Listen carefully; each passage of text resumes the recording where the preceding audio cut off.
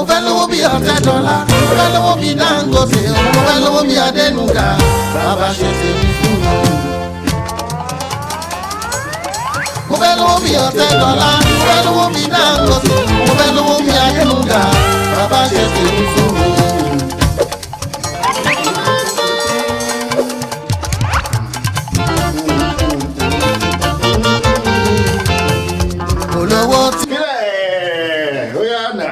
Yes, I am very excited because our guest on Entertainment Extra today is no one but Adejumo Babatunde Aremu, aka Tunde Dynamic, who just released its single video album from the album titled Owo Money. Who doesn't like money? You offer low be Dangote, you offer low be $10. Pray to God to do your own. Now, ladies and gentlemen, before I move further, let's listen to him. Let's listen to this album. Let's listen to this album. It's awesome.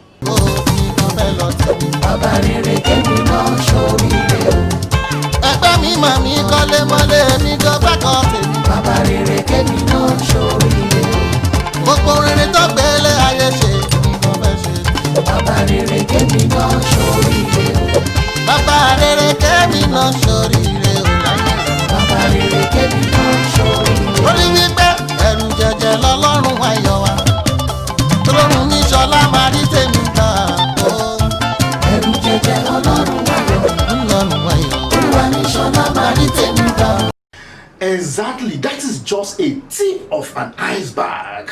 In fact, Omar Fuyiton better. Anyway, let's listen to Tunde Dynamic himself, at least to assure us that he's coming to this show, Entertainment Extra. Listen to what he's going to say. Omar Shekini,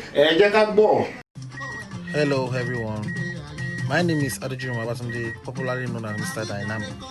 I want you to join me live on Entertainment Extra, which is a Facebook live program by MC Bobby, this evening, 6:30 p.m.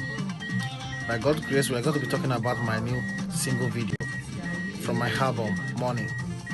It's going to be very interesting. I don't want you to miss it. You are going to enjoy yourself. All my fans throughout the world, in Nigeria, in UK, in US, join me on this program this evening. I'm a live. I'm very interesting. Thank you. Emma me say you can't afford to miss it. Today, 6:30 p.m. Nigerian time is the show on my page, MC Bobby Productions. Make sure you log down 6:30 p.m. Nigerian time and of course 9:30 p.m. UAE time. Wherever you are, tune to this channel. It's going to be fantabulous. I promise you're going to enjoy it more. Catch ya on Entertainment Extra with MC Bobby. Okay, let's roll.